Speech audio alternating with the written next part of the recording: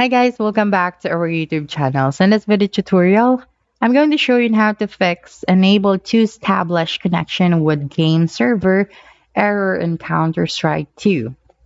Okay, so if you're experiencing an unable to establish connection with game server error while playing Counter-Strike 2, this error can be frustrating and prevent you from enjoying your favorite game. Luckily, there are several solutions to fix this error and get back to playing. So how to fix this error? First is to check your internet connection. The first step in fixing this error is to check your internet connection. Ensure that you are connected to a stable and reliable internet connection. Number two is to check the CS2 game server status. If your internet connection is stable, the next step is to check the CS2 game server status. Sometimes the server may be down for maintenance or experiencing technical difficulties. You can check the game's official website or social media pages for any updates regarding server status.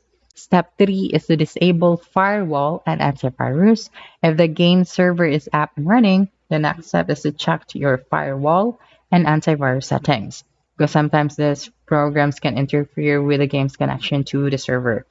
Step 4, verify the game files. If the above steps do not work, you can try verifying the game files. This process will check and repair any corrupted or missing game files that may be causing the error.